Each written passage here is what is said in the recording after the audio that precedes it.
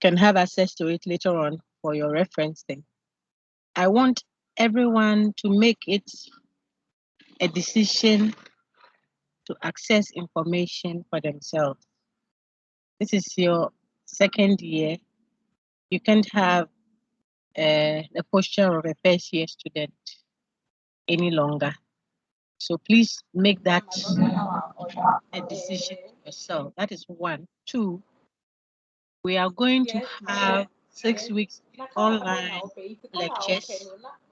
I am going to warn the class that you cannot carry yourself the way you want to online. Don't do it. Take the online time as a serious lecture time that you should comport yourself like you would do if you were in an in-person lecture. Just as you wouldn't enter a lecture hall and be talking on the phone while the lecture is ongoing, or you won't come into the lecture hall half dressed or half undressed. I haven't seen that so far. So that is just by the way. Or you wouldn't be eating whilst the lecturer is teaching. All those things that you wouldn't do in person, physically at the lecture hall. You must be minded not to do same when you are online. The virtual classroom is as formal as the in-person classroom. Keep your videos off, please. We don't want to see your home, respectfully. Okay, so those are some house rules to help us engage effectively and meaningfully for your sakes, not for me. All right, so that is the first rule of thumb. The second thing is the Google Teams that we are using is the official platform that University of Ghana wants us to use to engage you online. We have bought some licenses, I'm told. That gives us some advantages.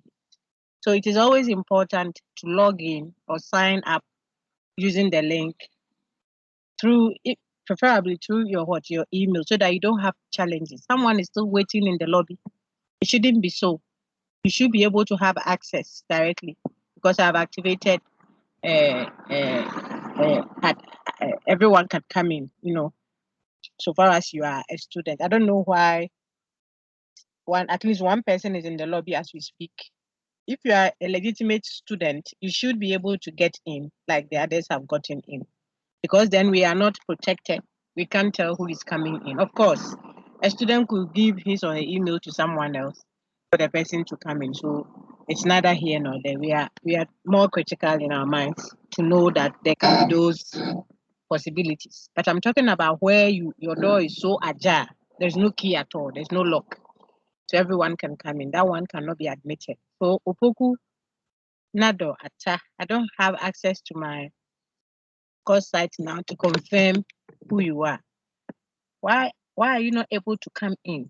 Are stuck at the lobby? I am a bit nervy about admitting you. So we will see. I'll check some files and see if we can get you. Meanwhile, I've sent. Yes. Please, send this class. I know personally. Okay, so it's possible that maybe the person is not logging in from. It could be. Which is what we wouldn't advise. Because anybody can come into our live sessions like this, and it is not allowed. Just like we wouldn't want anyone entering into the lecture hall just because they see that the people seated there are pleasant looking and they look serious about what they are doing there, so they also join the lecture. We want to guard against that. Okay, so I'm admitting Opoku Atta because your class rep says she can make you out. Right. Any questions? Quickly. I have sent you the interactive session we had on the course outline. Thankfully, it was also online, the main campus group. So I sent you their link so that you would have it ahead and engage it. It's the same content. It's a course outline discussion. So you don't have to say, well, I'm waiting for them to come and have the city campus session of a discussion of the course outline. before I engage it. It's up to you. You have an advantage when the session that has been engaged by your colleagues is copied and shared to you even before your own session. It is an advantage. So people must make use of opportunities when they come their way. You see, you shouldn't be overly fixated and pretend that you are asking for what is your right. Here we are having our own session, so we'll definitely have our sessions. But if you had the link before and the content, such as a description or a discussion of the course outline, has already been given, there is no point, really, if we had our own way to be going over what the course is about, what will be expected of you, what are the same lecture, the same course content for both main and city campus. People should engage it. I would advise that the class sees reason in engaging the content that is shared to them, even before their own city campus schedule is up. It will help you than saying that we don't want them to say that they have. I don't know how to explain that. If this one was for main campus, so we are waiting. Well, you can wait. We can do the course outline, the whole of the course outline again. Then you have 2 videos to engage. Why? Because the lecturer is going to examine both main and city campus on the same content. So you have an advantage if your colleague on main campus had that contact on that topic. And then thankfully it was online, so it's recorded and sent to the class. You engage it. Then when it is your turn, I'll send yours also to their platform. That is those sessions that we have online. That way you are enriched. Okay, so let's have that posturing, and then we won't have to do so much work. So that is point number 2. Then the third one is an emphasis I want to lay on our meeting schedules. We plan to do in-persons and then online. I have sent a long notice that I know more than half of the class would not have seen. I'm presuming, I may be wrong, okay? But those of you who have seen it moments ago, I wanted to clarify with our administration, the City Campus administration, on a seeming confusion that pertained, as to whether today's lecture was online or in person. You see, I had received a notice, a written notice at that, okay, that has all the details, a contract of a kind, that the campus was engaging me to teach you folks, okay, PHCL 201. On that letter, the schedule was clearly laid out, main campus, on-site and online for the various courses that I'll teach there. And week 1 for PHCL 201 was scheduled for online on my form that I received, which I still have by me here. But apparently, they had received another communication, or they had given us, the department, even the leeway to engage you, because something like elements of formal logic or deductive logic, or even some aspects of critical thinking will better be taught in person. So they rather gave us the whole period to discuss with our students and then to check which aspects of our courses or which specific courses would require the whole in person.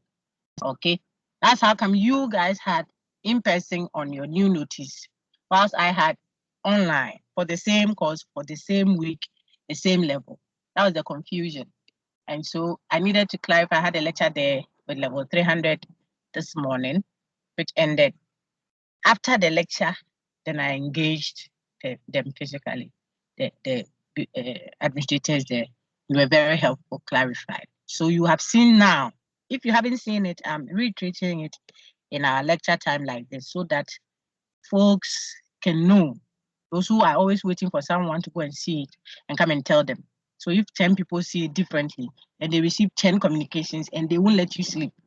Doc, so please, is it online or in person? I won't even honor it with a response. In the past, I would say, what did the notice say? Now I don't do that. Those who have been trying, you know by now. I don't even respond to you because you are growing in the university system and we want to train academia, scholars who are able to be responsible for the offices that they bear.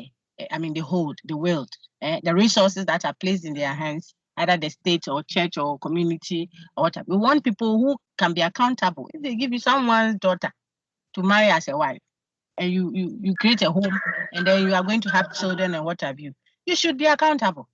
What I say, and I say, oh, the woman that you gave me, like Uncle Adam in the garden, the woman that you gave me is the one. When you were saying bone of my bones, were you asking the woman that you gave me? There's trouble. We should deal with it. You say the woman that you gave me caused the trouble. And you see, as soon as that happens, cases follow. So I just want to say that we want people to be accountable. So listen for yourself. Don't go bothering your class rep or anybody that you feel is the agent of transmission of information. You'll be disappointed. The first 6 weeks for city campus, listen, I said city campus. If you go and communicate it on a platform that is for main campus, levels 100, 200, whatever, you create confusion, my dear friends. So go to your course site, read information, keep it. If someone asks you, you can relay it and direct the person to the source. Like when we write academic paper, we do. So we don't plagiarize. So you teach people or you direct people where you pick the thing from. You can say, oh, this is what so and so person said. But you can find that information here. Then you point people to the source. Let them go and find it. Otherwise, if you mistakenly send out something, you misinform hundreds and hundreds of people. Look at the total number of students we have for level 200, PHCL 201, both main and city campus. Put them together, we are crossing the 1,000, if I'm not mistaken. So if one person mistakenly posts something on some Telegram or WhatsApp platform, which is not authorized, or it is authorized but has been wrongly presented, you will confuse a lot of people before they all come one after the other to the lecturer or to the authority for them to clarify. What kind of workload would that be? So I just want to advise, as one of the cultures that we want to maintain in the course, this level 200, okay, that you source for information yourself. So the first 6 weeks, we'll do it online. Then the weeks after, I'm supposing that we'll have 6 weeks after. It might be 5, depending on how things turn out. But currently, we should expect at least 5 weeks after, maybe more. Those ones will be in person. So first 6 weeks, including today. Today is week 1. The next 5 after this will all be online for city campus. If you are a main campus student and you are listening, remember that the meeting currently is a city campus class. So I'm addressing city campus, but you can engage the content. Google Classroom, Teams can take, I think, up to 1,000 students. So we shouldn't lose out. I mean, nobody will be left out because you joined the class. We have enough space for everyone. So you can come and listen, but don't carry the information as if I addressed main campus students. Any questions on that, please? You know your TAs already, so I don't think that we need to waste too much time showing you who your TAs are. Is there a question? Any questions, please? If you have a question, unmute and then ask or raise your hand. Where is my share tree? Is there a question, please? Okay. Right, so we can quickly go on to our course outline. I have gone through the course outline and I've shared that, but I still want to do it just so that people will be settled in their minds that, yes, the course outline has been engaged. So let's go to course outline. Should we do the whole course outline again? Let me take some feedback from you so we know we are serving you. Or we go straight to the content.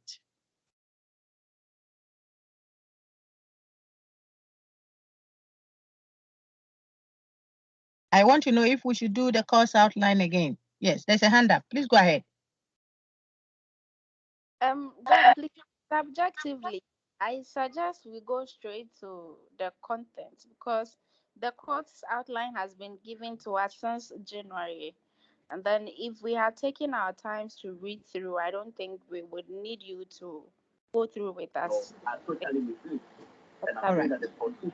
Thank you. Apart from that, I've also loaded. I have also uploaded the recorded session where I discussed the course outline with the main campus students. I eventually did all the talking.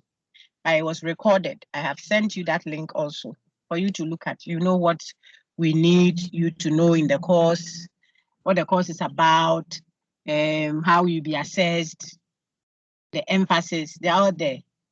I have sent it on Sakai. If you go to the announcement too, so it should be accessible to you, if just in case you were not present, anyone who wasn't present. There was another hand. Was it in agreement or disagreement, please? If it was in agreement, then we can continue. But if it was a different view, then we want to hear you, please. Right, so we can go to the slides. Mind-body problem was topic 1. The problem of mind and body. And I said that in this lecture, which is the lecture 1 for you City Campus test, we will engage that philosophical problem. It is a problem because it is no longer a question we are asking. Well, level 100, second semester, we did philosophical questions, question of knowledge, the question of reality, all the questions we engaged. We're asking fundamental questions that try to interrogate the assumptions that we hold, the grounds that we hold for the beliefs. You see, the assumptions that undergird our beliefs, our practices, our social systems, whether in religion, in politics, in culture, and so on, global relations, international relations. There are certain assumptions that ground the systems and societal structures. Okay, so we asked questions about what is really the reality, questions about what we know for certain and what we think we know, and what appears to be what we think we know, and so on and so forth. The question of epistemology. We also saw ethics. What is the right thing to do, the good life, etc. We engaged all those because they were questions. We're just asking and then making proposal. And the chief says, as we ask, there is a focus. The inquiry, the method of inquiry ultimately aims at responding to problems of existence. We did all of that. Level 200, the content we are working with now is trying to engage not just questions, friends, but questions that have hardened. They have become too difficult to what's the expression? To overhaul, to overcome. There are responses given, but the responses don't seem to deal with the problem. That's how come we no longer think they are just philosophical questions. We think they are philosophical problems. Why? There are responses given, but even in the face of those responses, the problem still doesn't go away because no one seems to be right and no one seems to be wrong, sort of. So what are those problems? Some of them, mind-body problem, the question of the certainty of knowledge. How certain are you about the claims that you hold now? This time, not just what is the source, but how certain are you? The question of certainty, etc., etc. So your course outline gives you those that we want to focus on, community and individual. We are back. Will you fight if you are Ukrainian? Will you fight for your nation or you fight for your life? Think about it. It comes up there. Now, so those questions are then when you engage the course outline discussion. Do I even call it a discussion? The explanation on the course outline uploaded for you. You should have a fair idea of what some of the questions are that will engage. So the first question that has become a problem that we will look at is what? The mind-body problem. And on your screen, I'm telling you that to discuss the mind-body problem, this is my task for the topic, what I want to do. first of all, is to engage you on what the mind-body problem entails. I'll tell you, or we'll talk together about its source or genesis, and then the responses given to them. You will see that my mode of engaging you is a little less demanding, because for the previous class, the main campus folks, I had asked them to read, do their one-page critical summary of this topic, and prepare it for the lecture. That was on the Monday. Then on Tuesday, because they have 2 slots, because of the class size, possibly we may split. We'll discuss that by next week. The next day, I met them again online. Then we started this and built on it. So they are doing the homework. I am going to do a little bit more of spoon feeding for today. Then you go and read to close that gap. And it is still a fair deal, except that you have a little bit of an undue advantage, where you receive so much information before you read to feeling. They read, and then they came to receive information. They'll go and read to top up. What is the mind-body problem?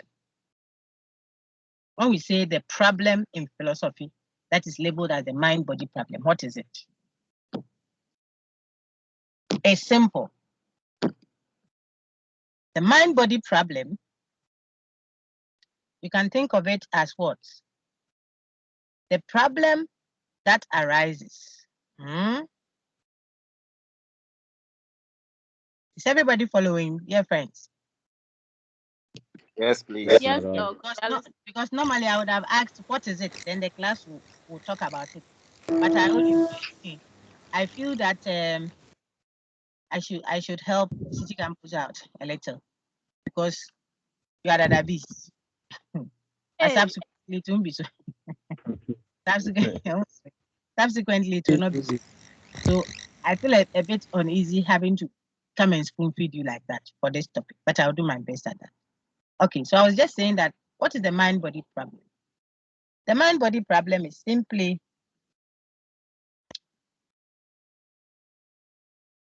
a problem that arises when you assume, you here meaning anybody, when you assume that there are 2 essentially distinct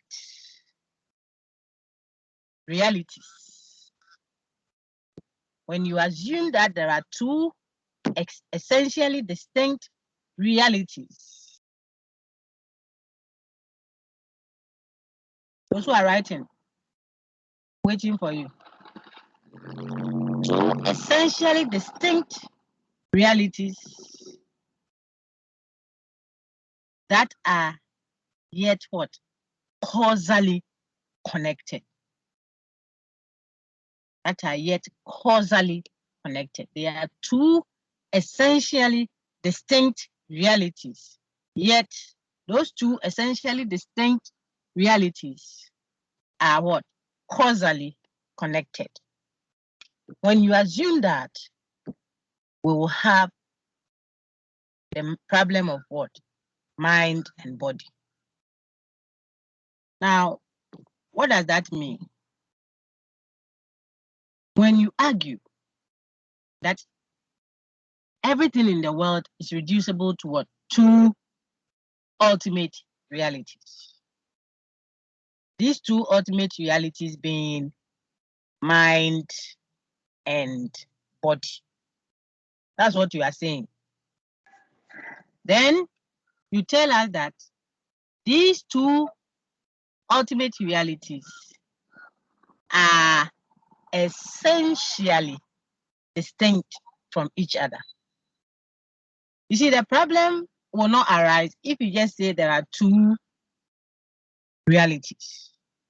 The problem arises when you say those 2 realities are essentially distinct, one from the other.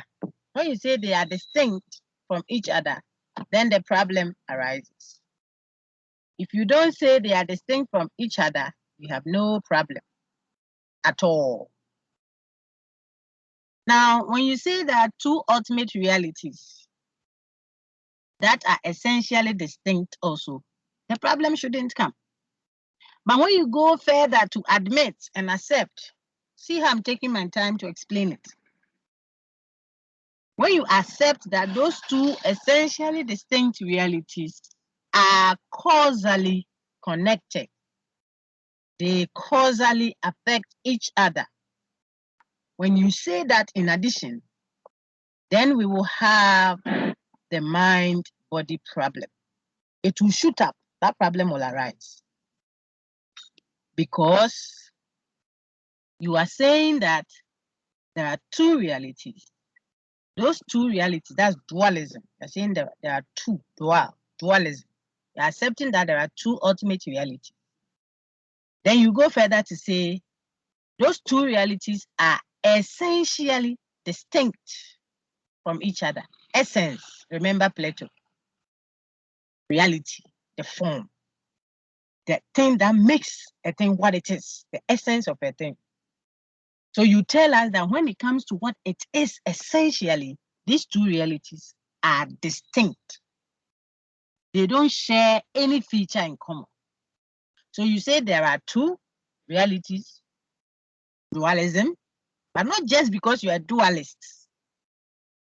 You go further to say these realities are essentially distinct. There are certain dualists, perhaps, who would argue that there are two realities, but they are not essentially distinct. See that? It's just an aspect. One is just an aspect of the other. So this person is still a dualist, except that he or she is not the Descartes kind of dualist. But here you admit that a thing has these two realities are essentially distinct. And then you go further to say, yet they causally affect each other. They are causally connected. 3 steps. Two essentially distinct realities, which are what? Causally connected. When you make that assumption, then the problem that arises, which we label as the mind-body problem, is this. How? So those who are writing, write it down. If all that I have said a few minutes ago is the case, then it will lead to the mind-body problem, which is what? How can two essentially distinct realities causally affect each other? Keyword, causally. I'm trying to get the slides for you so I can project. That's what is keeping me a little distracted. How can the two causally affect each other? This is the question. How? Question is a question of how. I asked that in the lecture 1 with me in campus. I think I've uploaded that too. Can the crab, Okoto, give birth to a bird? Okoto and wo anoma. The crab does not beget a bird. Cause, the word causality means it brings it about. It begets it. Think of it that way. So my question is, can body cause mind and mind cause body? That's the question. If the crab, cotton one, the point you are making simply is that the crab is totally distinct from the bird. That's why the elderly folks will say, cotton one, the crab does not beget a bird. My question to the class is, how can mind give rise to body? Now, at this stage, I'm sure someone will say, oh, but doc, mind and body, they are the same. I'm not talking about brain, dear friends. We are not talking brain. We are talking mind. We have learned that. You can see the brain, that whitish jelly-like substance in your head and in mine. That's the brain. But mind is not brain. Mind is not brain. That's the question. Okay. All right. I suppose you can see my screen better now. So someone read the mind-body problem that I have captured quickly, and then we build on it. Yes, madam. Okay. Go If ahead. mind and body are the ultimate realities and are essentially distinct, then how are they causally connected?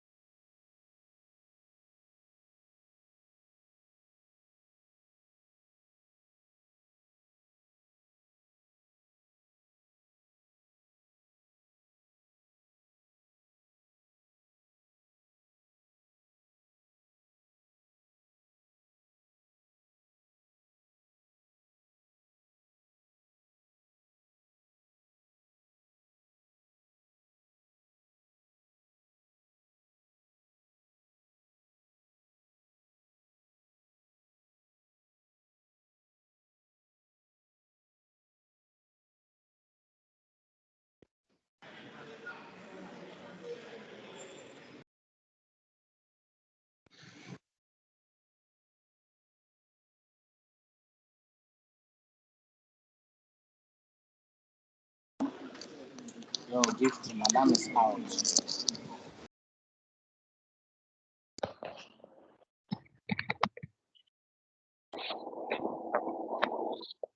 Yeah, she's out there.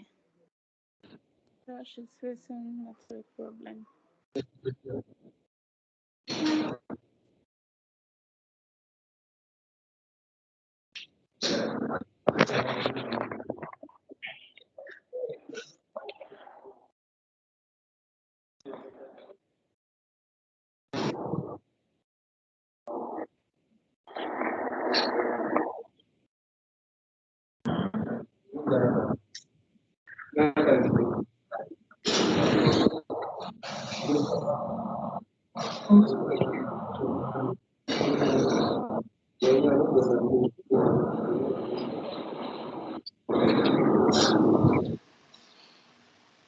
Oh, Charlie, niggas, what's up? You managed to mute your mind. Yeah, kind of like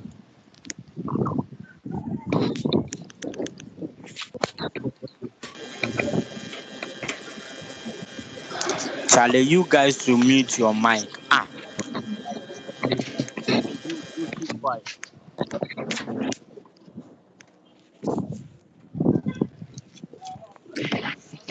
Okay, I'm back. I hope Okay, everyone is welcome. still here. Yes, please. Yeah. Thank you. So we can go on. Kitty, please read. Can you still see my screen? No, not Please, anymore. No, we can please. see. No, please.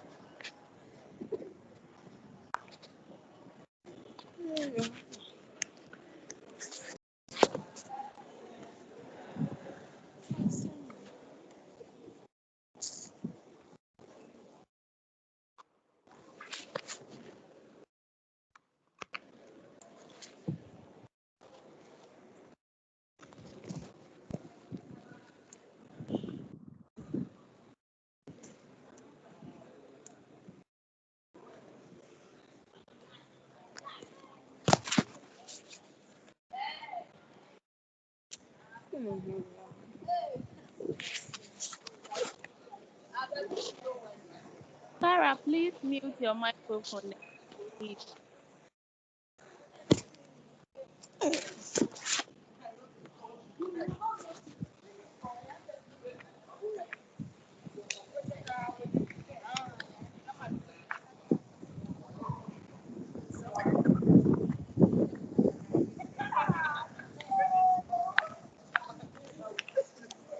Sarah, please mute your microphone.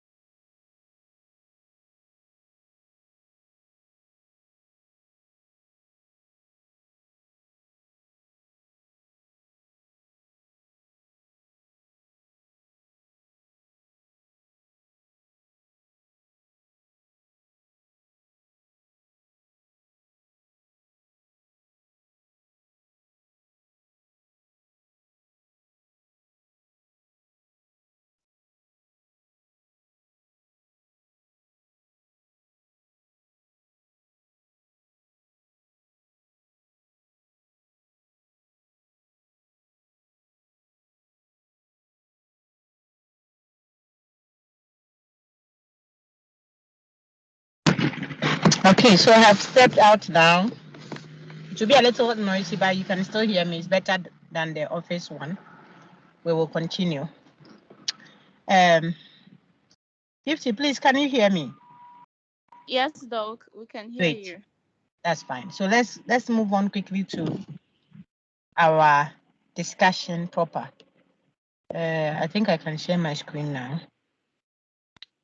Right. So we are on the problem. So what then is the problem of mind and body? And I would want you to read it for me, please. Thank you. Okay. If mind and body are the two ultimate realities and are essentially distinct, then how are they causally connected? Very good. So that is the problem of mind and body. It just means if they don't have anything in common, these two ultimate realities, the whole world and everything in it, if they were actually reducible to two main substances, mental substance, mind, and physical substance, body. If this is the case, then and the two realities, mind and body, are so distinct essentially, then our question to whoever holds that view is, how is it then that mental states causally affect bodily state and vice versa? How is it possible that cause, I want you to take note of that word. Mind and body are causally connected. So in simple terms, if we can put some flesh to it, away from the abstraction, let's put some concreteness to it. Why is it that when I tell you something,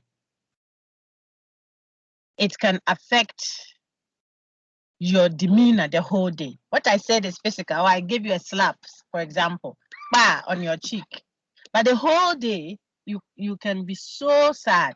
You feel pain. You feel depressed.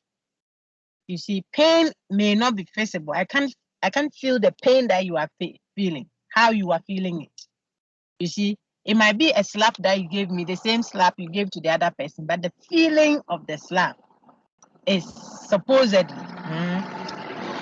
private to the person who felt it. So the question is, how is it that I slapped your cheek physically, but you feel pain that is not physical, pain that I can't have access to? I told you something that, like, oh, wow, you look good today. It's a physical thing I said. You heard it into your ears. But you see that the whole day you be in high spirit. You're so happy. I mean, what they've not sent you to go and do, you're in a hurry to go and get done and all that. Because you are in a good mood. And some mothers can also say some things still on the same. Physically, you can say something to a person. The person, you expect that the person should sit down. That's a physical thing. You can hear it. The person is sitting physically. I told your friends, but in their mind they are standing, and you can't force their mind to stand to sit. You can put a physical body into prison and lock the gate, but the mind of the person you cannot imprison because you can't grasp it. Now the question is, if this is how distinct the two are, all the things I've said, you will find it here. The features about mind and body. Where is it? Yeah, on your screen now. Mental states and physical states. This is to ground the supposed distinction between mind and body, and how it is then that the question of mind and body, the problem of mind body arises. Okay, so what are the differences that we see? I mean, I've said quite a number of them. You take in a physical drug like this, but you get depressed, and depression is not physical. Okay, so there are states that we can label as mental, and others that we can label as what? Physical or bodily. When you advance, I said it in the other lecture, so let me try and see if I can repeat all of that. When you advance a little into philosophy and you do philosophy of mind, you will see that some people give even a physicalist interpretation of the supposed mental states. But there is a challenge with that always. So just so that you know that some would still think of depression, drowsiness, drowsiness, hallucinations, those things that we would consider as mental state, non-physical state. They still want to give it a physicalist interpretation, but that's for another day. When you advance, you see the critique against those also. So for at our level, you can dispute the distinction between mind and body. I give you a typical one and I repeat it. I can put your physical body into a room and lock it up and say, I've imprisoned you for life. Your mind cannot be imprisoned. A physical body can be stuck behind this machine. Or if we're at the lecture hall, you'll be at the lecture hall, I'll be looking at you and I'll be teaching and teaching. And some maybe even be nodding. Physically, their body is seated there, but the mind can go home and dry the things that she left in the machine. Cook rice, eat it, and come back. You can't stop it. You can't see it. You can't grab it. I'm talking about the mental state. Why? Because look on the screen now. Because mental states are non-extended. Bodily states or body. So when I say mind and body, I'm referring to those. Body has matter. Body is matter and can occupy space. So we say body is extended. That's the way we distinguish. One of the ways of distinguishing mind from body. Body is extended. Mind is non-extended. Body is public. I can see your face. It's a public thing. But mind is private. The feeling of pain when you are in labor. We can all be in labor. I told your friends. We can all be in labor, ladies, at the labor hall. Ajay will be doing that. We are all feeling labor pains, but the feeling of it is not the same for everyone. That's how those who try to distinguish mind from body make their case. So you can't say, oh, you do this small thing that the lecturer said, or this small thing that your mother said, or the guy said to you, and you are crying, sir. Me, he even told me Westerns. That is you. You are not me. The psychology students amongst you, your discipline is heavily indebted to philosophy of mind. You take your discipline heavily from this philosophical question of mind. Okay? So people are going to play football and they'll say we have to psych them. Someone is going to write an exam and you come and say, good luck, all the best. You want the person to hear something that will keep them in a positive, if you like, atmosphere. They'll have a sense of, energy. And sometimes people will run all they can to get to the finishing line because they keep remembering something that uncle said when he was training him. Keep your eye to the line. So she's so exhausted, but she's energized to keep going.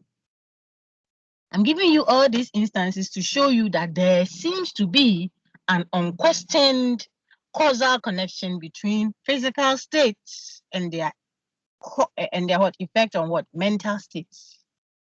Causal effect, bringing about. So physical state bringing about a mental state and vice versa. That is, and then what? Mental state bringing about physical state. That causal connection is the question. How are we able to establish the causal relation between what?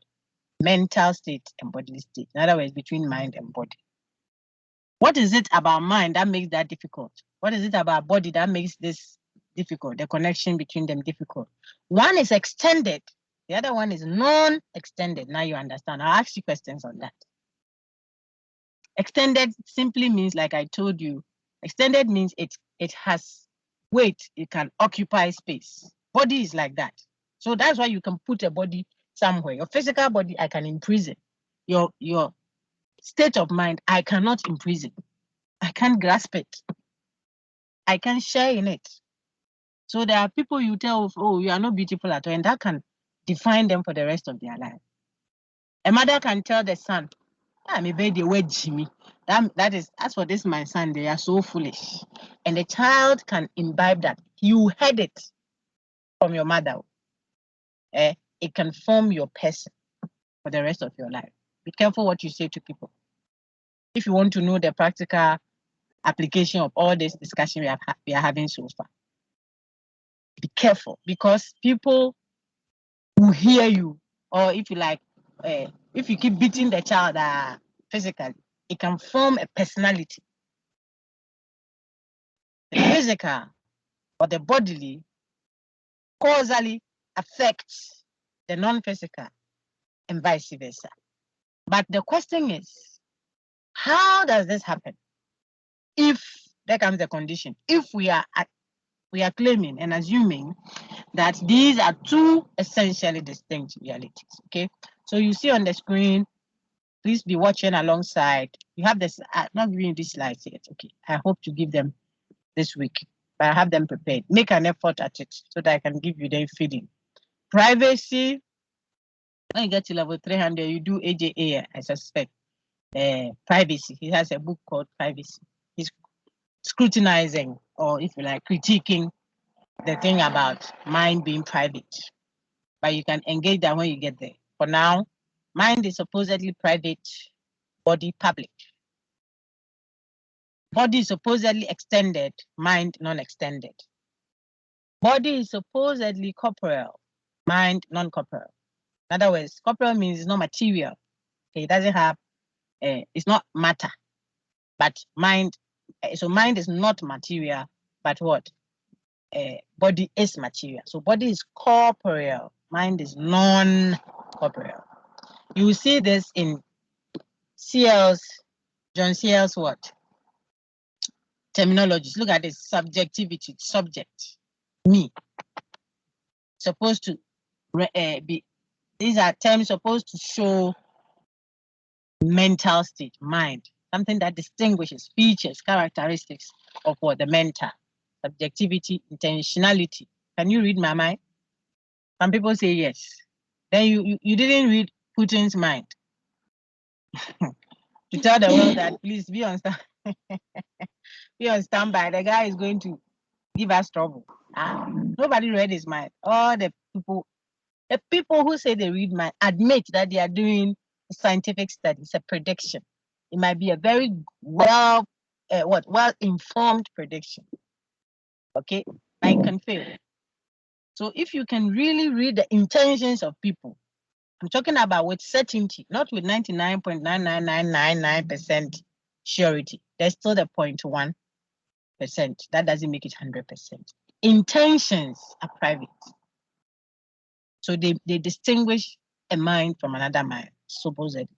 Causation. Read this guy's text. You can find it from the previous readings I compiled for you. Those who were ahead of you. This semester, I'm not compiling it. Consciousness. See, my state of being is mine. You can't have access to my state of being. You can see things about me that you may assume to mean X or Y or Z. But I cannot be conscious for you. In other words, I can't be aware of myself and be aware of yourself. You alone can be aware of yourself, whether you are there or you are not there. You know, you are not even existence. Existence, we may use clinical measures to determine that. But your state of being aware of yourself is always yours. Think about it deeply. Says those who distinguish mind from body. And then I've given you some scenarios. So if you read this, and I want you to take note, the question is how. And the emphasis is causally connected. Okay. Please read. Anybody else, or if not, Gifty can continue with the source of the problem. How does it arise? Go ahead. The mind-body problem. If you don't want to stand by for me, someone else wants to read. So let's hear the person. I can always rely on you then. Go ahead, my dear. Who wanted to read? The mind-body problem is a problem that arises from the belief in dualism, that there are two ultimate realities, mind and matter, which are essentially distinct from each other. Good. The doctrine of Hold on dualism. for a minute. So what is in blue over there captures the Cartesian notion of dualism. You see that? People would want to give their own rendition of dualism. So when you teach, you want to stress what is meant by dualism here. All there isn't. Dualism, existentialism, consequentialism, deontologism, zim. Everybody is carrying each other. So I want to explain the dualism here. That is the origin of the problem of mind and body. You can see that I'm teaching slowly, very slowly, and I'm repeating content because you have to get the base. This is a bit more metaphysical. It's not social and political in orientation. See, the kind of question we are dealing with is a metaphysical kind of question, mind and body problem. So if you rush it in, we can finish this in about 10-15 minutes and go home. But then you won't see the key things. So I'm taking a lot of time, and it's even stressing me myself because I want to finish. This isn't so much for me. But you are also coming. The young too shall grow. So let's go slowly, but certainly getting there. And I know what I'm going to ask you. You will practically apply everything we are doing. So get the technicality, or if you like, the abstract aspect. Then now when it is meaningful to you there, you can create your own scenarios and show how this topic is relevant to everyday life. Okay, so your lady read that the mind-body problem arises from a certain belief. When you hold a certain belief, a certain assumption, then it will generate this problem. Remember, problems are originally questions, but they have hardened, they have matured. The problems have become walls of Gibraltar. They won't go away. So they are questions, but questions that are difficult to answer or difficult to deal with. That's why we call them problems. And so I'm saying that this particular question that has become a hardened problem arises from the assumption of dualism. If by dualism we mean something, they claim that what there are two ultimate realities called mind and matter. And not just that there are two ultimate realities, but that they are what? Essentially distinct from each other. So there can be a dualist who doesn't think that these two are essentially distinct from each other.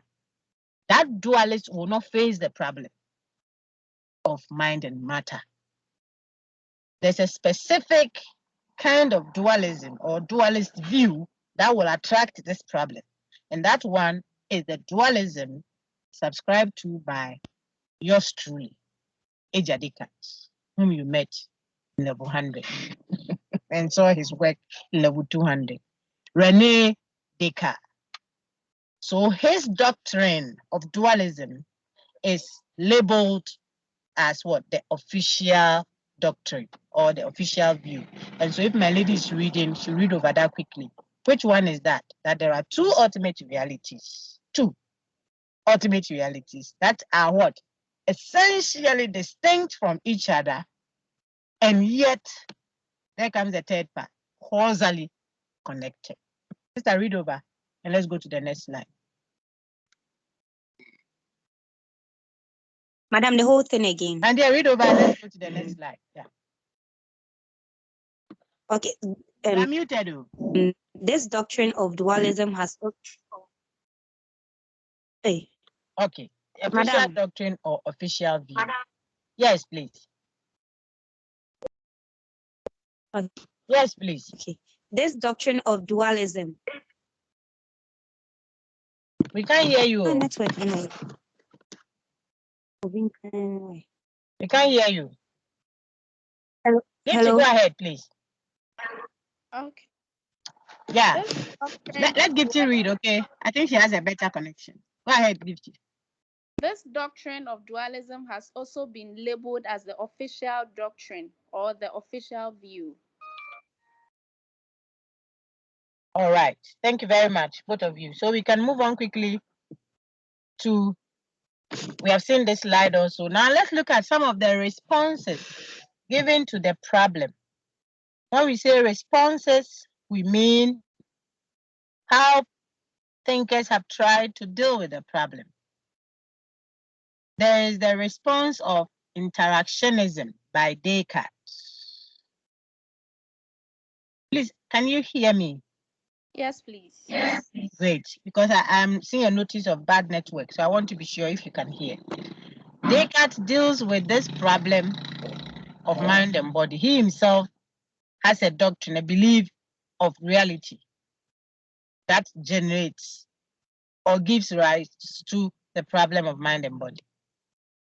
And when he's asked to deal with the problem, he responds by saying that, well, I think if you ask me how it is that these two essentially distinct realities are causally connected, if you ask me, I would say the causal connection occurs in the pineal gland of the brain. That's how he answers. He says that, oh, if you want to know how they are causally connected, I can show you where they are causally connected, which is in the pineal gland. The mind and body interact in the pineal gland, a certain singular aspect of the brain. See, our body has two parts. Look at the arms, the leg. You see the ribs are two, this side and that side. I suppose you can do a dissection of the body into two equal parts. But when you get to the head region, somewhere in the brain, says Descartes, there's one tiny part of the brain, the pineal gland, where the unit there is only one. It's not a two-in-one. You can't have two parts to it. Therefore, he assumes that then that will be the place where the interaction takes place. So he says that he thinks that that is where the interaction takes place, so that mind is able to causally affect body. We say we will even contest the idea that it is in the pineal gland that it happens. Science may be able to show that, but we are not interested in where the two causally affect each other. That's a critique against Descartes' what interaction is. We are not asking about where the two occur. We are asking about what? What is our question? What is the question? Let me see if folks are following. How the two are. Very good. How the two. Causally How? affect you. Exactly. How? Not where. So we are telling Descartes that if his exam, he has deviated big time. Therefore, interactionism doesn't deal with the problem. Very good. I think you are following, or you have read ahead, as always. Okay. So then comes the next one, the next response. Occasionalism by Marley Branch. The next one, pre-established harmony by Leibniz. You see double aspect theory by Spinoza. Idealism by Berkeley. You see materialism, Thomas Hobbes. Functionalism, or if you like disposition theories, they are all on the screen. Then the category mistake, the one that I have told you, the class, both main and city campus, that after your reading, I'll help you with that one. It's quite technical, relatively, because of the nature of the critique. The critique is an analytic one. The person critiquing Gilbert Ryle is an analytic thinker. So he's doing a linguistic analysis of the problem itself. He doesn't think there should be a problem after all, if we were speaking right. So he feels that there is no problem. It's just in the language, the way we are using language. The problem is in how we are using language, not that there are two substances be somewhere. We are struggling to find how one causally affects the other. He thinks it's a problem of language use. If we were to clarify how we are using language, we wouldn't even have that problem that supposedly arises from the official doctrine. But I need you now to go and engage your research on occasionalism, pre-established harmony, double aspect theory. What does Leibniz mean when he says the two causally affect each other because of a pre-established harmony? What is he saying? You should read that. Right now, if you cut the line and you Google or you go to any e-resource, you get so much said on it. Then you bring it for our discussion. Then we can help ourselves critique what he's saying and have alternative views and see the implications on everyday life. Okay, so I leave that for you to munch on for our next session. Do the one-page critical review. Should I say a review? Just make it a summary, one-page critical summary. Don't review so that you don't struggle too much. It just means read and come and say occasionalism. Marley Branch said so and so and so and so and so, so and so and so and so and so. Full stop. That's all. I want you to know it because you don't know how I will ask you. Okay, so read that. Any questions?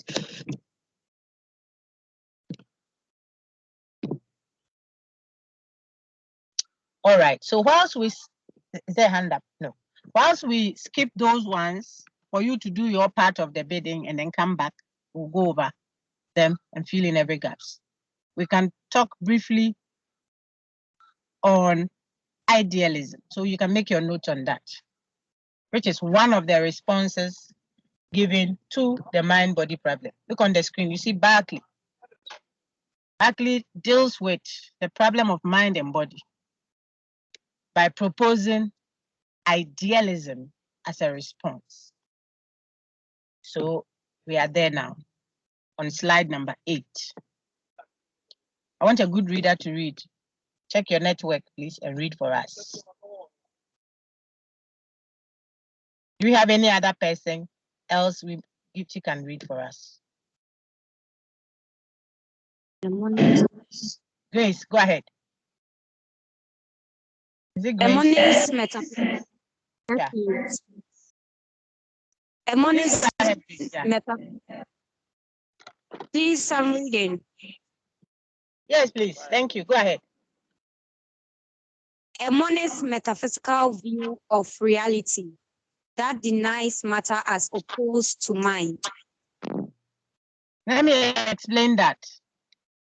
Monism. Yes. Do you remember monism in level 100? No.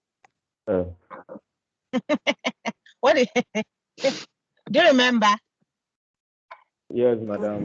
Okay, very good. So who is a monist?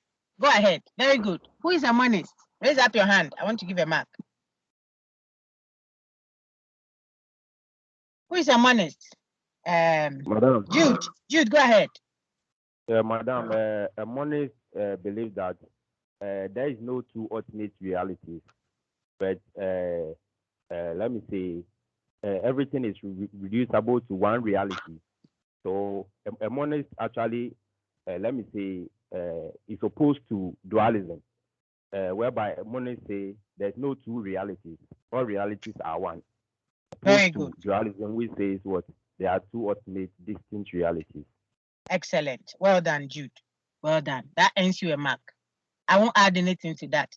What he said is very correct. He even establishes a contrast with the dualist view. You will notice then that monism is answering the question of what?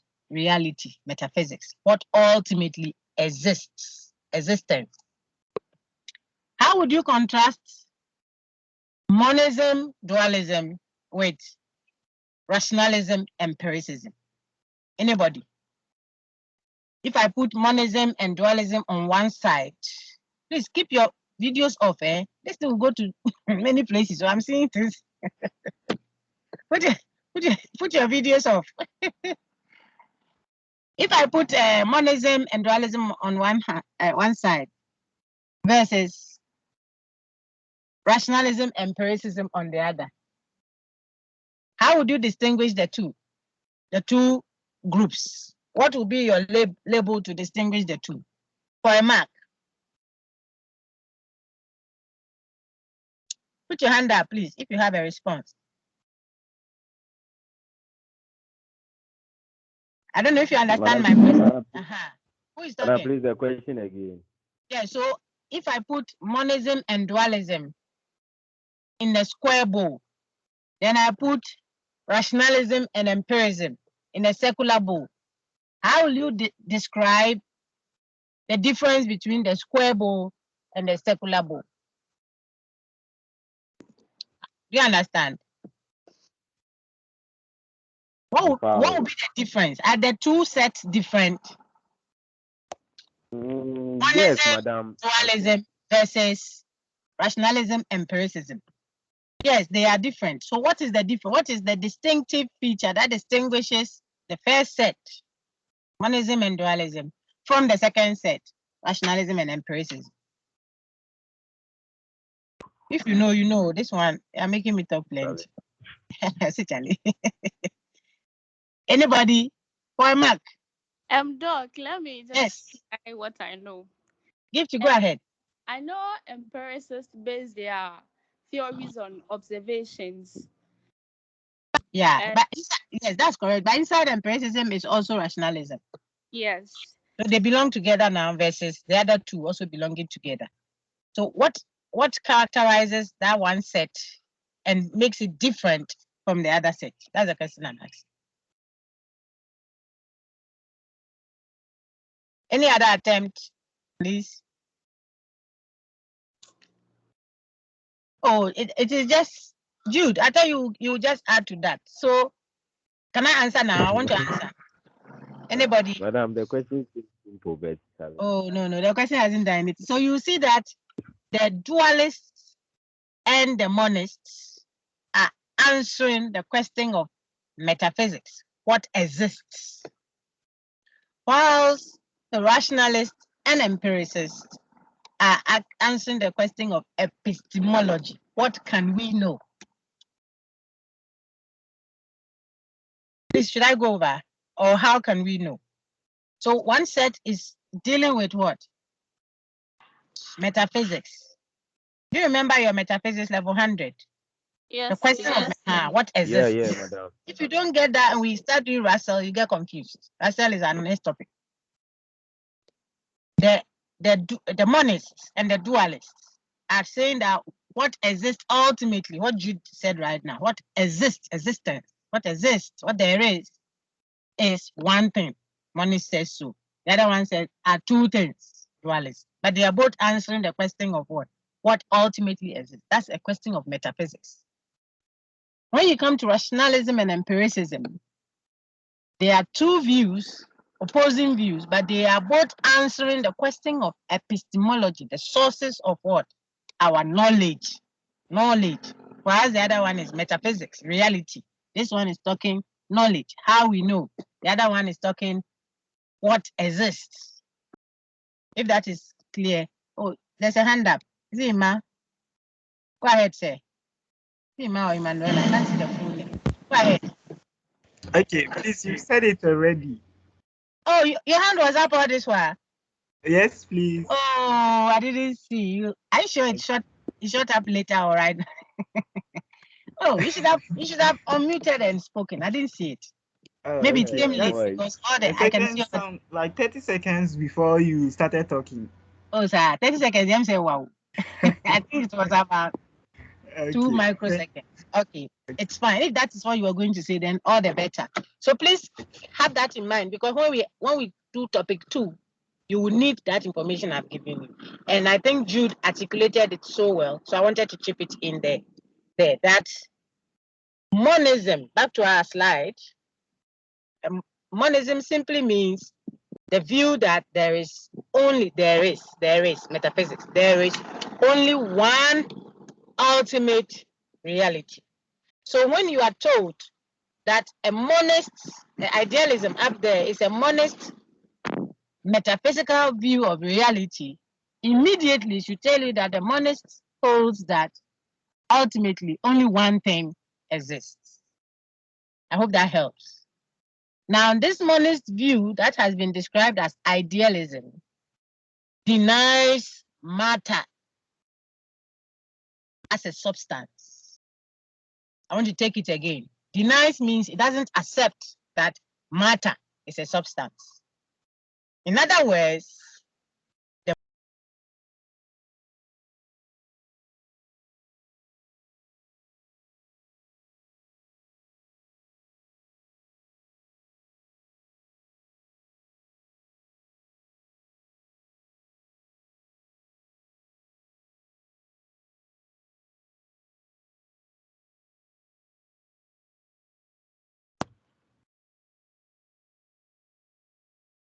mind as a substance, matter.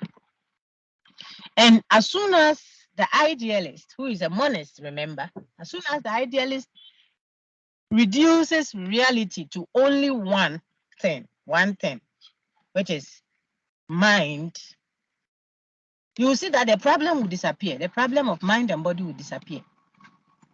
Because the problem will only arise when there are two ultimately distinct realities causally connected.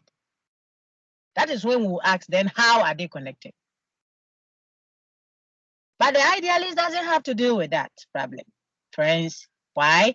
Because for the idealist, we don't have two ultimate realities. Ultimately, we have only one reality, which is what? Mind and its ideas, mental state. Everything that exists is ultimately mind, ideas. Doc, please not in anymore. Sorry, Gifty. Your screen is it has disappeared. We cannot see. Oh, sir.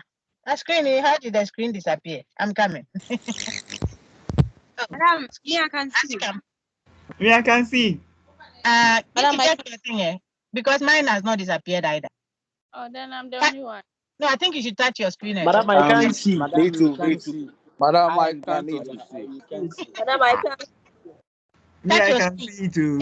It's still there. It's still there. Just touch your gadget, because we haven't touched it for a while. Let me go back and come forward again. Has it come now? No, madam. No. Yes. No, madam. No, madam. Hey, what about those who can see? Hey, have you seen it now? No. No. Yes. Yes. Some people can see. Some people can see. Yes, we can see. Yeah, we can see. Okay. Yeah, we If you can just see. touch your gadget, I can't see. touch your Madam, I gadget, can't friends. see. Let's continue. Check it, check it. Touch your gadget. All right. So I'm saying that who is reading for me? Was it Gifty? Gifty, can you see your screen to read for us? No, please let the lady continue. Oh, if you anybody who can see should please read for us. Madam, it's gone.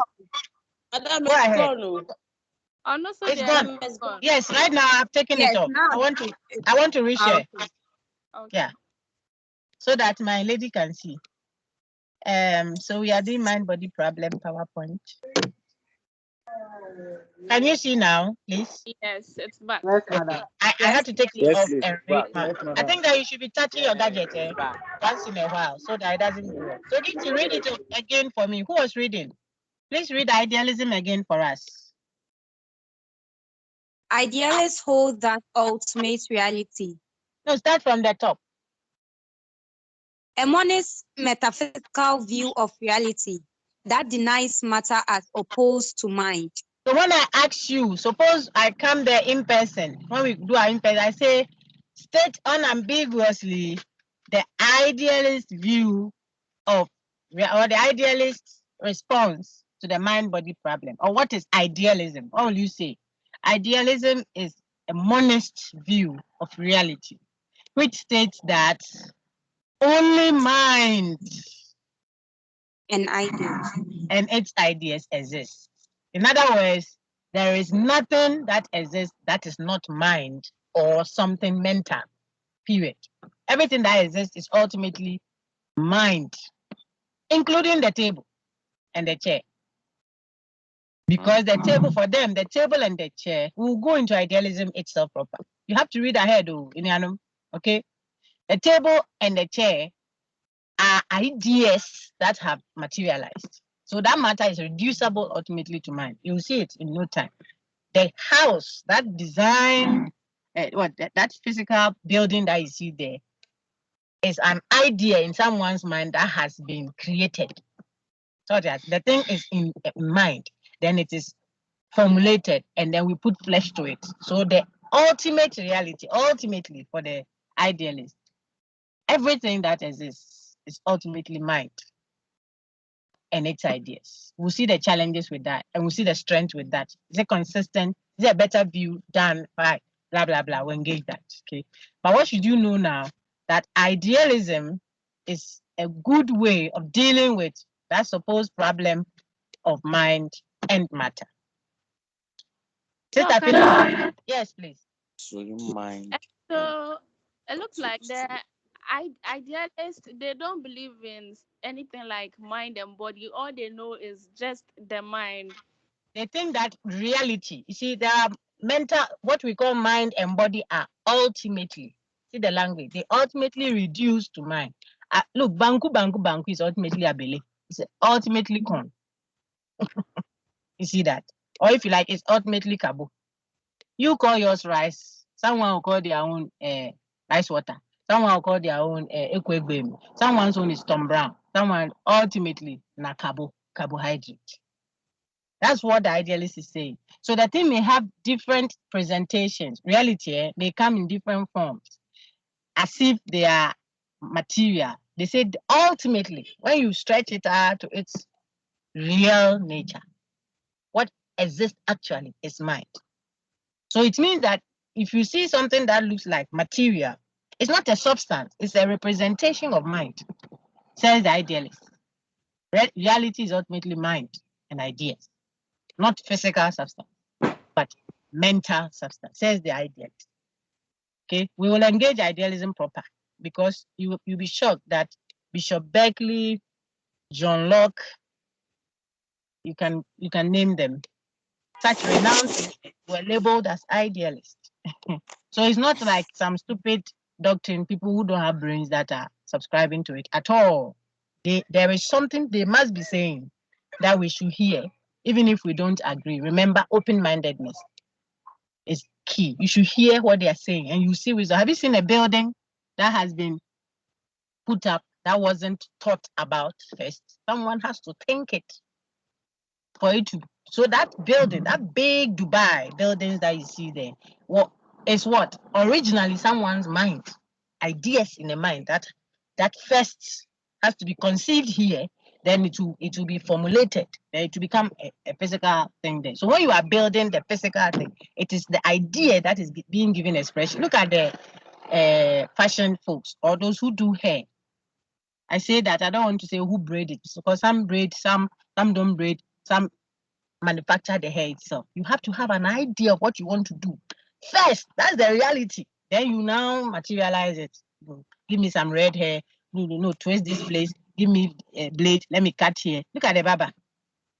So creativity is meaningful when you take an idealist view like that. We'll go into idealism proper. So you see what their arguments are. But in response to the mind-body problem, the mind-body problem will only arise when you say there are two ultimately distinct realities, mind and matter. Okay? And these people don't think that what ultimately exists are two. They are just one. So if you hold a monist view, you will deal with the mind-body problem straight away. All right. Gifty, please, is it okay? Yes, please. All I'll right. take to go over everything again and I'll be fine. Yes, please. Yes, please. As for idealism proper, after this one, the next half of the slides that we have, 25 slides. I think from slide number 9 or so is idealism to us. So you see what I'm saying. Okay. Sure. But for the question of mind and body, which gives rise to all these various responses, we will have that problem if we assume that there is spirit, for example, and there is physical. Spirit has nothing to do with the physical. In other words, the features of what we consider as spiritual, I'm using spiritual to stand for mind, mental state, are totally opposed to what bodily states are.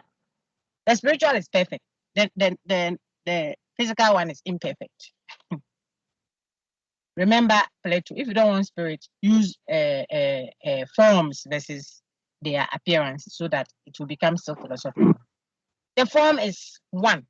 The appearances are several. Look at several particular instances of man or men that we have on earth. But Plato says the idea of man is one. So the reality is one. It doesn't change. You can't destroy the concept of beauty, but you can destroy a beautiful woman. Actions. And so on. So remember those, they are all interconnected. Now the point is, if reality is ultimately one, then we won't have two realities, one affecting the other. They are all the same. That is why they can affect each other. No problem again. But Descartes doesn't think so. Descartes thinks that two ultimate realities, one that is substance, physical, the other one that is substance, mental, a mental state. Then our folks who call themselves idealists give a response, just like the others have given responses. Their responses, we don't have two ultimate realities. There is only one ultimate reality. which is mind and its ideas. So ideas are still mental. They are still mind. So ultimately, there is mind and nothing else. Okay, sister, finish that. Oh, finish that paragraph, and let's add 1 or 2 slides and end. That Yeah. all things are reducible to mind and ideas. Okay, so Irreducible. Yeah, look at the second point first. Idealists hold that ultimate reality is solely mind and ideas. We have read that. Then the last point there, they hold that all things are reducible to mind and ideas. I use the various versions of carbohydrate to make the point. When they say eat a lot of carbohydrates, because you need it to build your body or whatever, to get body. Someone can take that to mean eating a lot of fufu. Another person will eat a lot of banku. Someone will eat a lot of yam. They are all eating carbohydrate. Why? Because banku, fufu, yam is ultimately reducible to carbo. It will become glucose in your system. Some wanted fufu, Some have never eaten fufu, but they have a lot of carbo in their system. So the point the idealists make is that what you and I want to call want to call body or matter is ultimately reducible to mind and its ideas. You got idealism very well. Sister, read, or someone else. If someone else wants to read, please read. I'll know those who read. I'll know those who are present. I can trace it with a snap of the finger like that. So don't hide behind online and be absent. After 3 continuous absenteeism, you cannot take this paper. I don't want you to score a bad grade in it. I'll reward the participation, like I've always said. Please, who is reading? Or who else wants to read? We are on slide 9. Rationalists and empiricists. Please go ahead. Should I read? Oh, my dear, go ahead. Don't worry, read.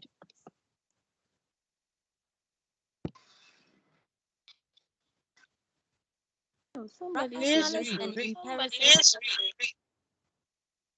Rationalists and empiricists. No.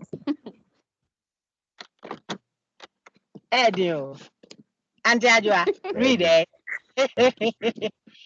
Basa. Lift up your hands so that I will know you and call you by name. You won't lift. Read too. Read. Whoever is there, read.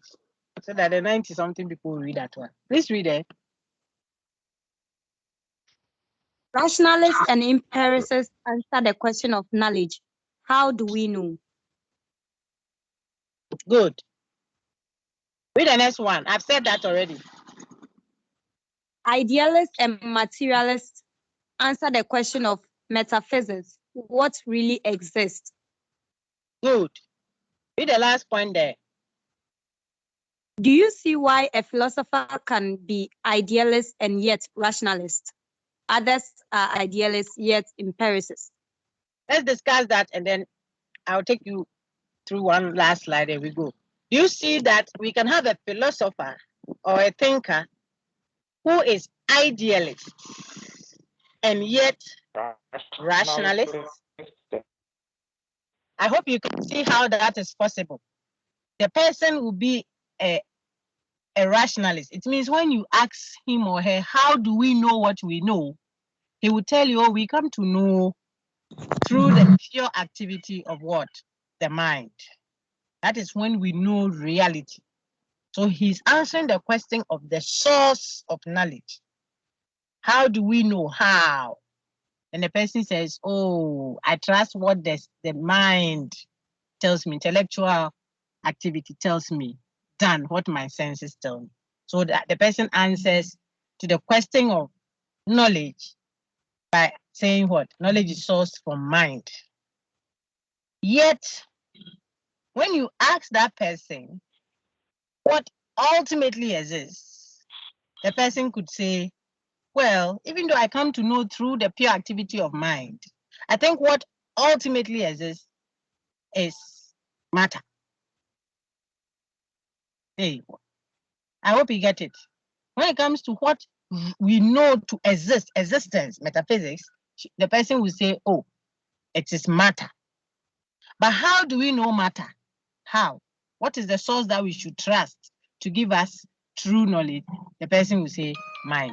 So I told you earlier that if you don't get the idealist, materialist distinction very well, as opposed to rationalist, empiricist distinction, when we cross carpet, you get confused. That's why I'm taking so much time.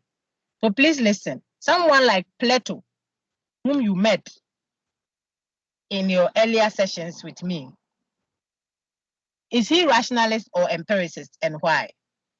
Someone answer that. Is Plato rationalist or empiricist, and why? No Lotto. I don't want Lotto. Please, Plato is a rationalist. Who is talking? Patrick. Okay, but Jude's hand was up.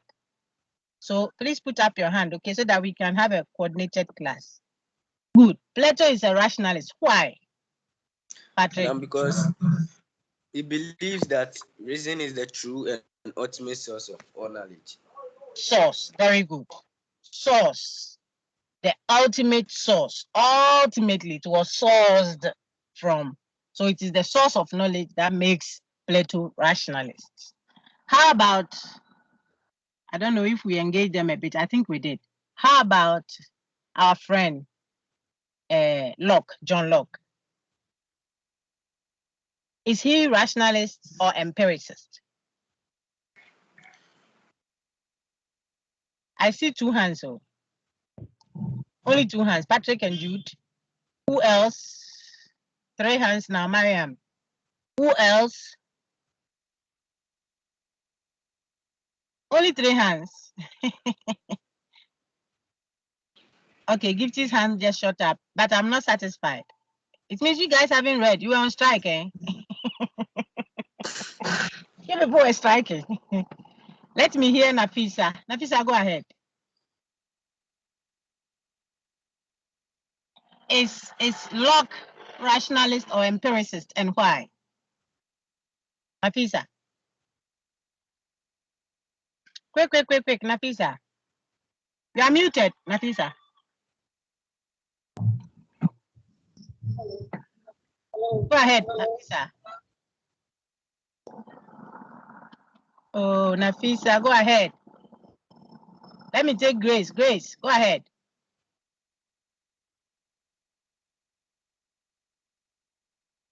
Grace, you are muted. Madam, he was an empiricist.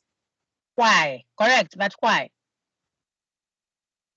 Why do you say that? Or what makes him empiricist? Madam, because he believed knowledge was found in empirical observation and experience. Ultimate knowledge is sourced from experience. You have to say it well, okay, so that you capture all the points. It's the source. It doesn't mean that Yes. the empiricist doesn't believe that our mind gives us, 2 + 3 = 5. You don't need to observe. Even the empiricist admits that. But ultimately, the source, the ideas that we have for the empiricist are sourced from experience. We see before we even capture idea of plus, idea of equal to, addition, those ones. Then we store it in, if you like, our memory chain, says the empiricist, before we apply it. So when we are doing analytic thinking, something that is supposedly devoid of observation, the argument is the source, the thing was already sourced and put there in the memory via the experience. So there is nothing in the intellect that was not put there by the senses. That is what the empiricist says. And that is what someone like John Locke, we say, subscribes to. Now you see that we have mentioned Plato, rationalist. We have talked Locke, empiricists. Plato's rationalism can be captured in the fact that he believes that before we were even born, we had ideas there. He believes in innate ideas, inborn ideas. Okay. If that is so, then you should think that the two people who disagree in their epistemology should also disagree in their metaphysics. But they don't, brothers and sisters in the Lord. When it comes to the question of reality, existence, the two of them, so far as you would see when we progress, hold an idealist view of reality. empiricist rationalists holding on to idealism when it comes to the question of reality. But when it comes to the question of knowledge, the source, they disagree. But the question of what there is, ultimately, they seem to agree. Let me say they seem to, because we critique some of the views held, okay? So that is to show you that you may have a philosopher that is what? Idealist when it comes to metaphysics. What exists? It says there is one thing that exists, mind, and its ideas. But when it comes to how it is sourced, they will say, one will say, we source it from mind. The other person says, no, no, no, no. Even though mind is that which ultimately exists, when it comes to knowledge, we source it from experience. It enters through experience to us. Okay, I wanted to make that point. And this is what I have done on the screen for you. Those who can see the screen. If I hope you can still see my screen. We are finishing. Yeah. Yes. I can So see. very good. So you see Plato, you see John Locke, you see George Berkeley.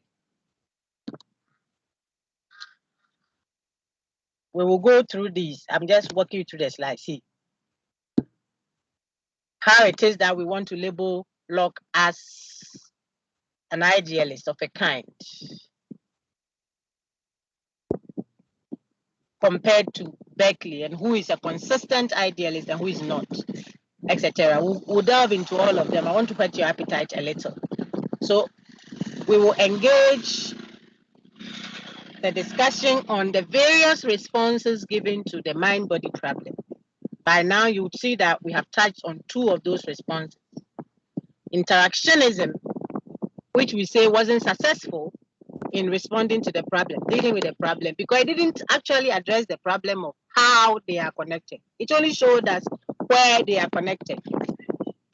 And we are not concerned about where they are connected. And we can say that Descartes, after finding certainty and everything he was trying to find, and he couldn't respond to the problem as we are looking for.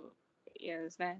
After Yes. he was looking for certainty later, as an because he couldn't even prove. Yeah.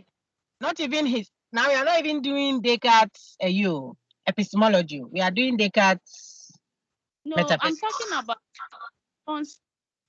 He brought about interactionism, and then he Yes. could only identify where the mind and the body interact. Yes. That's Sometimes all. we do that. Sometimes we do that when we think we are addressing the exam question. We finish, and then when we read what was marked, we are shocked. But I didn't answer the question. Yes, you didn't, because you know so much. Sometimes you are not focused on exactly what you are being asked. Adam, where are you? Adam says, I'm naked. Where are you is a simple. What I say, I dream finty because of bad. I dream. Adam, where are you? You say, I'm naked. When I'm Yes. naked. No, but where are you? The man has come to the garden and said, where are you? Oh, I'm at the bathroom bathing. Or I'm in the garden stealing the apples I shouldn't steal, or something like that. But Adam, where are you? What kind of problem? So I'm just saying, it's just to help you, just to respond to your concern that yes, perhaps he was very good for epistemology, the question of knowledge. But here he's dealing with the question of existence, what there is. And he has to make sure that his views, coincide, so to speak. But we now have a challenge when we read what he thinks is a proposal that he has made in response to the mind-body problem. The only reason why you can't rubbish him, though, is that what he's saying is practically true. I can't lock your mind. I can't lock whatever you want to call it, but that aspect of a person that can get married to the lecturer. I told you, the brothers can get married to the lecturer and, have twins with the lecturer in your mind. Who can arrest you for that? Who even sees it? You see, there are sisters in some neighborhood, the brother has, every day we sit there, look at the sister, see this sister there. All these things are going on in his mind. You can't have access to it. You can't see it. You can't touch it because it is non-extended, non-corporeal. I mean, if you want to hit the sisters back, then everybody will see that this is what you did and we can arrest you. But the thing is going on in your mind. So there is mental state Gifty and I are in labor at the labor ward. We are all pushing babies out. We are all in pain. All of us are shouting. But my feeling of the pain of labor is not the same as Gifty's feeling of the pain of labor. We are all in the process of it. Look, we are all sitting on chairs, I presume, or those who are sitting on chairs. We are all sitting, but the sitting, the feeling of sitting is private to me. That's why I can sit on one chair and say, this is so rough a chair. Another person will sit on it and enjoy. We'll do Russell when we finish with topic. I don't want us to rush it. So can you conclude on this by saying man is the accurate measure of all things? So we'll get there. For ethics, it's straightforward, not for objectivity. You see, that's what the idealists will be contending over. One is saying that when I stand here, how I see it, that's Russell's paper. Those who are reading ahead, they can be reading that. The table that you are seeing as rectangular or smooth or what have you from where you sit. When I also look at the same table from where I sit, I see it differently. You see the people who sell, I always give that example when I teach this. The people who sell, kenke and those things, the firewood, live coal, charcoal, that is live. I saw gone red. They pick them like that and push it under the table. They are in a hurry to even say under the pot. They want to sell for you. They pick it with their bare palms. Pick it and be say, oh, hurry up. Pay more, member. You too, you have not even gone near the fire. It's burning you. But she's picking it and she doesn't feel it. The same fire, two different human beings, feeling it differently, like Gifty is saying. If it's in ethics, sometimes it's a bit straightforward. Like when we are here, that's how we do things. I think it's right, so it's right for me. But what about physical objects? That's the contention of the idealist. We'll get there. It's a whole topic on its own. So you would see that I may be standing here, and let me give you a clue. Maybe I've gone ahead of myself. Write capital M on the floor. Or let's use the footballer's jersey, the 9 that they write behind the jersey. The footballer's dress, the jersey. If you are standing at the north side of it, let's say we spread it on the floor. The 9, when you are standing in front of it, the 9 is like 6. Yeah. The other person standing at the opposite will see 9. So if I tell you that the guy's jersey is 6, suppose he's not wearing it, it's just lying on the floor. Where I'm standing, I see 6, and you say it's 9, and I say 6. Are we disagreeing? That's idealism. Proper. We'll delve into it. Look at the aeroplane. When I'm in the plane, I'm high up there. Or when you are down and you look up there, the aeroplane, some aeroplanes are even tinier than a bed up there. But if you are inside the plane that time, you are even praying that God, let me land safe. Russia and all, God help me, let me land. Russia, Ukraine, help me, let me land. Because it's so overwhelming and big up there when you are in the plane. But the person down here doesn't see the aeroplane that big. Relational observation. The thing is a physical object. It's not morality. It's not cultural. It's not religion. This is a physical object up there. Yet relative. We'll look at it. So that when we now transfer those ideas to our everyday life, remember philosophy wants to respond to practical existential problems. You see the point. You may not agree with everything, but you will see the reason why that brother with the head like something. You see, I want to speak bluntly, that you are dying over, or I am dying over. Another person will not even use them for, excuse me to say, X or Y. You'll say, wait, I don't want such a person. But you are so madly, no goku in the person. Why? Because of relationship. You say what? The last word you said it in Ghana. Not all of us understand. Don't worry, I translated all. As for I always tell you, even the English. Even this English, people are managing. What do you want to know? What do you want People to are know? managing. What do you want to People know? are managing. Don't bring it. Gifty, this English, I said people are managing to pretend to hear all that we are saying. So be merciful on people. I said this brother with something face like that some sister is dying over. Maybe Gifty will look at the guy and say, now you used to cry this guy. What do you see in him? You know what? The seeing of the brother is in the sister's eye, not your eye. We'll engage that. And then we'll see whether there is an extent to which we can all see the same thing, or we may always be influenced by our perspective of a matter.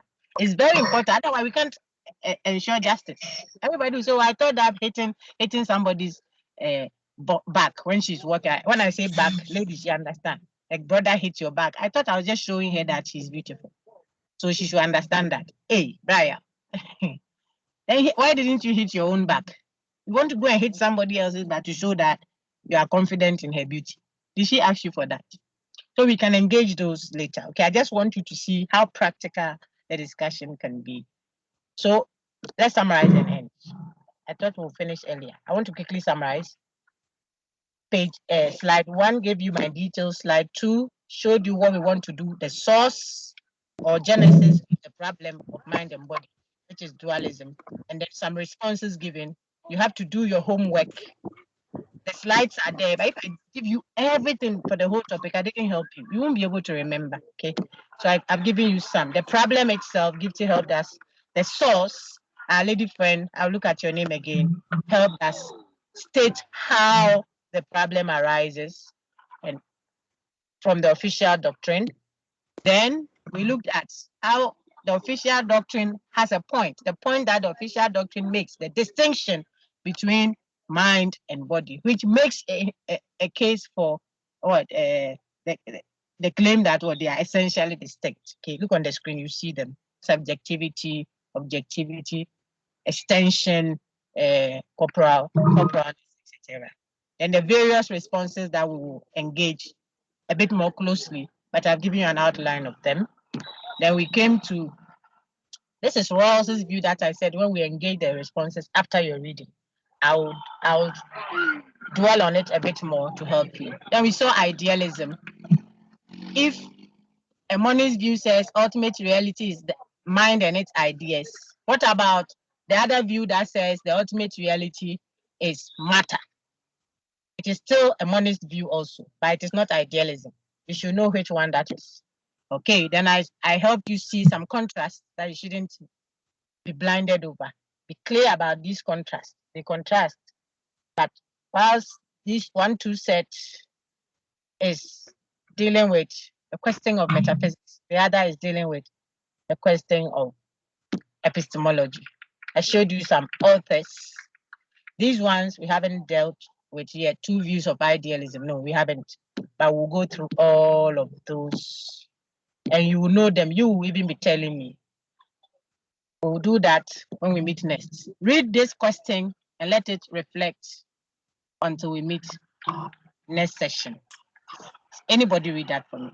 Maybe Gifty showed so that everyone can hear. Okay. Do you see why falling over on a desert island can make no sound and have no color or taste? Secondary qualities. Please let me take it again. Yes. Do you see why a tree falling over on a desert island can make no sound and have no color or taste? That's secondary qualities, though it must have size, shape, and motion. So primary qualities. Then look down there. What we just read is Locke's perspective. But look down there. Yeah, I've seen that. Please read that. Will Berkeley agree to all? And the answer is no. So we will see that Locke is trying to establish a certain distinction between one type of idealism and the other, which will then help him, Locke, to hold on to a certain view and still be an idealist. And so Berkeley would disagree, and we are going to engage to see why. Berkeley says, look, you can't eat your cake and have it. If you're an idealist, you have to be a consistent idealist. You can't say some things exist that are not mine, yet you want to say that what ultimately exists is mine. No. If you say what ultimately exists is mine, then without a mental connection, we cannot establish sound. Can there be hearing without a person who is hearing? Okay, let me ask that, and then maybe I'm so done. Think about it. Would the term loud make meaning if there is no one to be hearing the sound of the music? If I say the music is too loud, can loudness be meaningful if there wasn't a person that is sensing loudness? No. You see that? You will need someone to be there before the claim loudness will be meaningful. Maybe height. Is it a question? Yeah, madam. Yes. Just a suggestion, madam. With Locke's secondary qualities Yeah. on idealism, I think he is just trying to justify the fact that he's an empiricist and does not want to, let me say, fully admit that everything is reducible to the mind and its ideas. But no, That's why. I hear you, Kra. Don't worry yourself. But then nobody has forced him to be an idealist. Why does he want to be an idealist? If he feels that idealism is, for all that it is worth, is not helping him to hold another view that is so dear to him, why not give it up? You see that? You can't eat your cake and have it. There's a reason why he believes that what we call the idealist position is useful. It's a more sensible, quote and unquote, and we'll engage it. Not sensible as in it doesn't have its flaws, but it was a more defensible view for him. So he wants to hold on to idealism, yet he wants to make a case for something else. And that's what creates the problem. Okay, so let us pause here. Otherwise, those who haven't seen it at all will get worked up. What you should know for today is mind-body problem. I have repeated it and repeated it and repeated it intentionally so, because I want it to be very accessible to you. Topic 1. How the problem arises. Some responses that have been given to that problem. And we'll do fine. I wish you well. All the best. Until we meet. Doctor. God. Yes, please. Please, are you going to get the slides for this? These are my topic? slides. If you work hard, I'll give them to you. If you are not working hard, I will not spoon feed. So I've said that over and over again. I want everyone to do your work. I will receive some feedbacks from you. After that, I will determine whether I think you should be aided. Yes,